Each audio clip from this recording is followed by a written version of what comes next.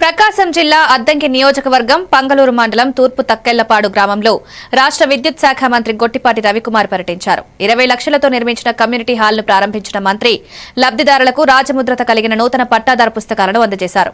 ఆయన గత వైసీపీ ప్రభుత్వంపై విమర్శలు వ్యక్తం చేస్తూ హక్కుదారుల ఫోటోలు లేకుండా పుస్తకాలు జారీ చేసిన దోషాన్ని పేర్కొన్నారు.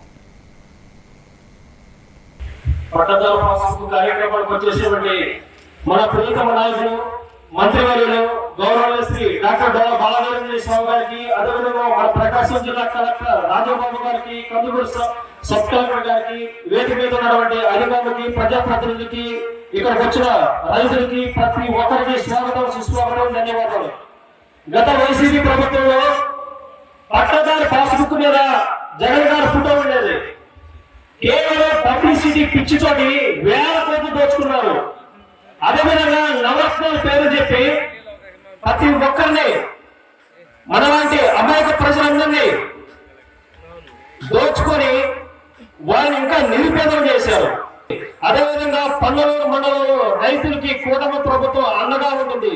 పొలానికి సంబంధించి ఏ సమస్య వచ్చినా అధికారులు అండగా ఉంటారు, నాయకులు అండగా ఉంటారు, కూటమి నాయకులు అండగా ఉంటారు.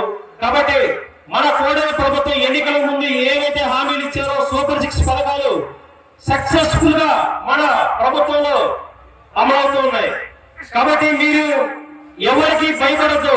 మన కూటమి ప్రభుత్వం రైతులందరికీ అండగానే ఉంటుంది. మీకు ఏ సమస్య వచ్చినా అధికారులు దగ్గరుండి పనులు చేస్తున్నారు. కాబట్టి మీ అందరూ ఒకసారి ఆలోచించండి. నాకు ఈ అవకాశం ఇచ్చిన ప్రతి ఒక్కరికి పేరు పేరు ధన్యవాదాలు చేసుకున్నాను.